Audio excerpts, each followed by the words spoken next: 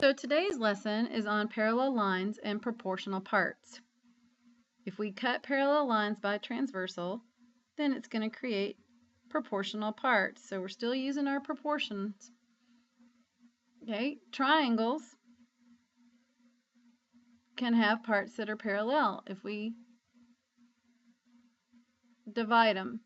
If a line parallel to one side of a triangle intersects the other two sides, then it divides the two sides proportionally. The converse of that is true.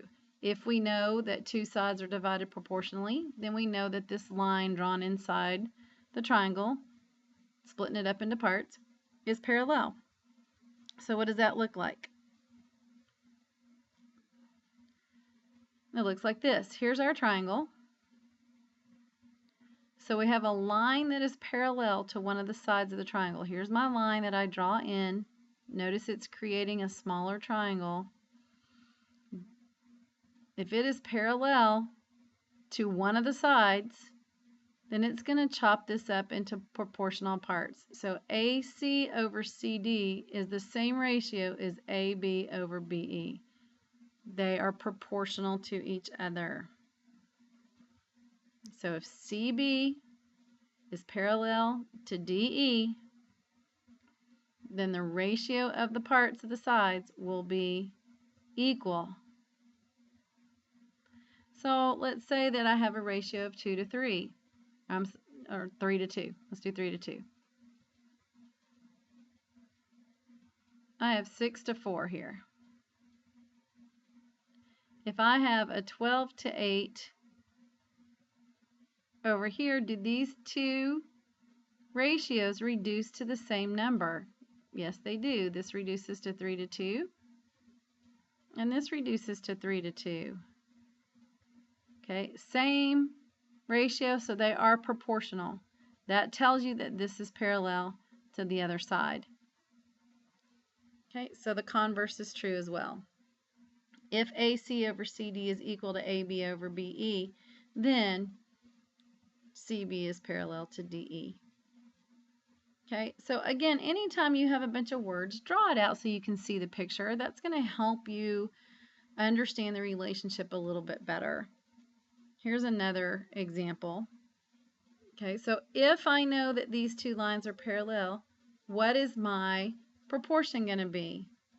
I know that the ratio of these two parts should equal the ratio of these two parts over here.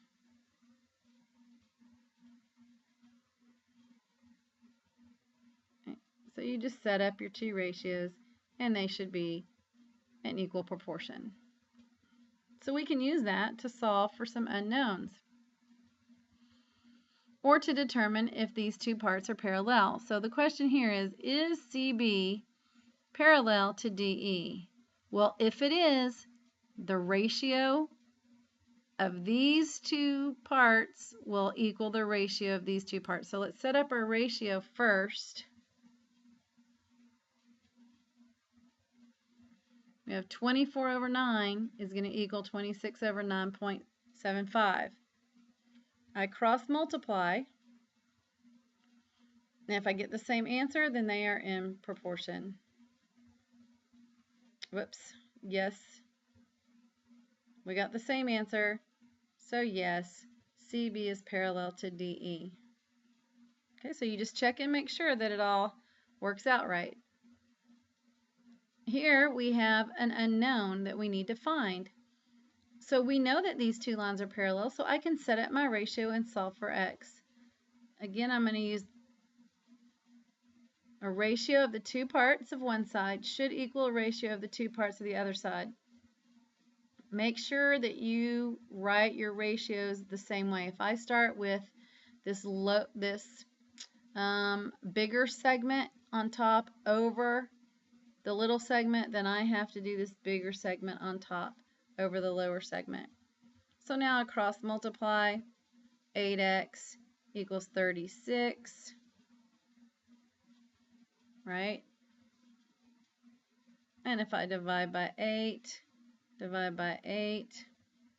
then I'm not sure what I get. X equals 4 point something. I don't have a calculator with me.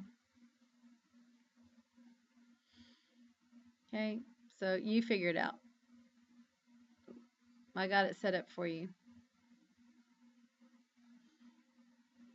Here's another one. Okay, how are we going to set this up? Just like the one I did.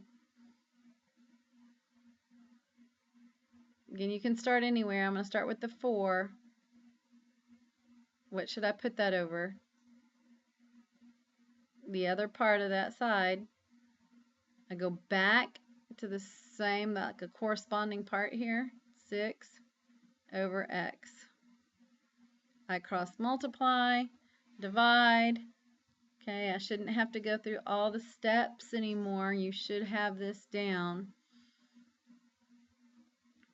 Do it on your calculator. Push the pause button, see if you can figure it out. You should get D.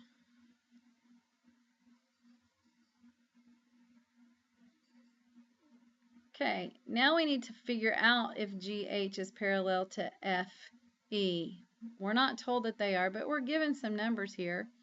We know that DH is 18, HE is 36. Now, we're not given numbers for DG and GF, but I know that DG is half GF. So if I use that same wording, DG is half GF, I come over here and say DH is half HE. Is it? Is that true? Is DH half HE? If your answer is yes, then that means these two lines are parallel. Okay, so yes, because they're in the same ratio. Okay, our mid-segment theorem. Mid-segment, what does that mean? Segment in the middle. The mid-segment connecting the midpoints of two sides of a triangle is parallel to the third side and is half as long. We've done this one before, so we're going to cycle back to it again. I know that this is the midpoint because my two parts are congruent. I know this is the midpoint because my two parts are congruent.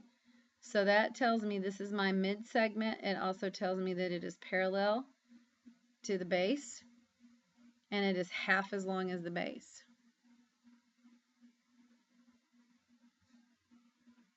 So those markings, those parallel markings, allow me to say all of this. Not parallel, congruent markings. These congruent markings allow me to say all of this.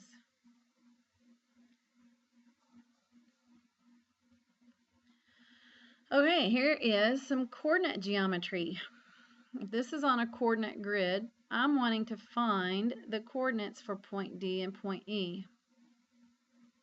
They tell me that DE is the mid-segment. So if this is the mid-segment, that means D is the midpoint between A and B. So we got to go way back, stretch our brains. What is our midpoint formula? Remember, we're just averaging our x's and averaging our y's. So x1 plus x2 divided by 2 and y1 plus y2 divided by 2. That gives us our coordinates. So let's do that. -2 plus 2. Well, I already know that's 0, right? So it doesn't matter what I'm dividing by. And then our y is going to be 2 plus 4 divided by 2. Well, this is 0. 6 divided by 2 is 3. So that's point D. Point E is going to be the midpoint between A and C. So following the same formula, I'm going to say -2 plus 4 divided by 2. That gives me my y coordinate. I'm sorry, my x coordinate. It'd be nice if I could get through one of these things without making a careless mistake, huh? Now I'll do my y coordinates. What is -2 plus 4? -2 plus 4 is 2. Divided by 2 is 1. What is 2 plus a -4? 2 minus 4 is -2. Divided by 2 is -1. So these are my coordinates for point E. Okay, so be able to do coordinate geometry. Our next theorem says that if three parallel lines, here's our three parallel lines, intersect two transversals, then it divides those transversals proportionately. So again, proportional parts, it's just like in a triangle. AC over CE is going to equal BD over DF. The ratios of the parts are going to equal each other if those three lines are parallel. And of course the converse is true too. If those parts are proportional, then the lines are parallel. So here's an example. Find ST. Okay, we do not have parallel markings here, but we have corresponding angles being congruent. And we know that if corresponding angles are congruent, then the lines are parallel. Okay, so I can say that those three lines are parallel. Now I can use my ratios and my proportion. So I know that the two parts on the same side are going to have a ratio equal to the two parts on the other side. So I'm going to set that up as a proportion. 15 over 9 is going to equal our unknown, ST, call it X, over 11. Now I cross multiply, divide by 9, and I reduce. Okay, you could divide this out and get a decimal. Okay, so that's what X is going to equal. Okay, one more.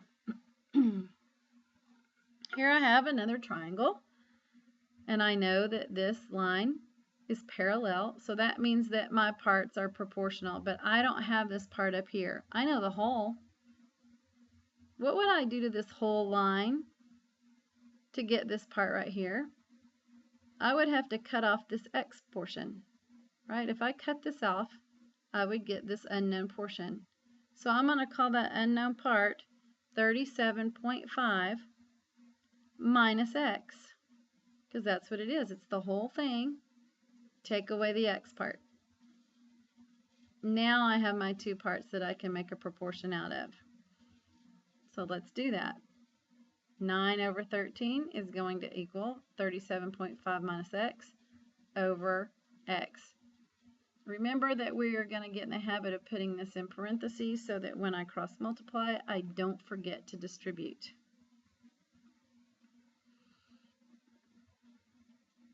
Okay, so I'm going to cross multiply 9 times X, 13 times 37.5 minus X. I just cross multiplied here. Distribute here, and that's how I get these numbers. I'm going to add my 13.5 X to both sides, and that gives me my 22.5X. Divide by the 22.5 and I get 22.5. How about that? So that's X. That means this section right here is 22.5. Now I need to solve for Y. So let's clear this off.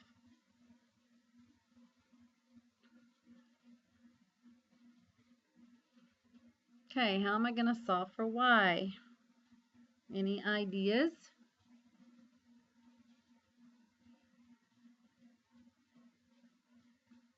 I am going to set up a ratio of proportional parts as well. Okay, but remember, Y is the bottom of the whole big triangle. So my corresponding parts is going to be the left side of the big triangle over the left side, well, or we'll do over the bottom of the little triangle, is going to equal the whole left side of the big triangle. What is that whole side going to equal? What am I going to do to the 9 and the 13.5 to find the whole side? I'm going to add them and get 22.5 for the whole thing. So here's what my proportion will look like.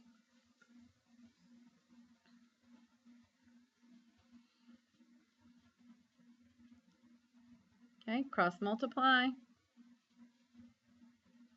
and then divide, and I get 18.75.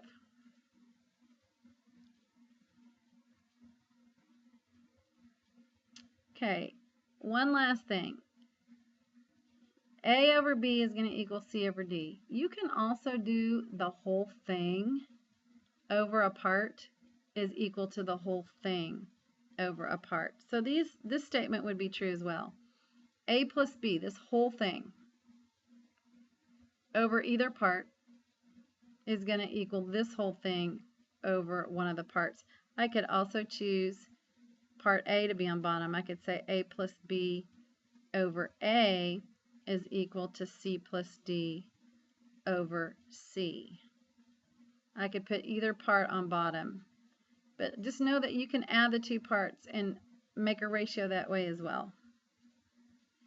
All right, so be able to use the proportions that are created by 3 parallel lines being cut by 2 different transversals to solve for unknown parts, or use those ratios to prove that the lines are parallel.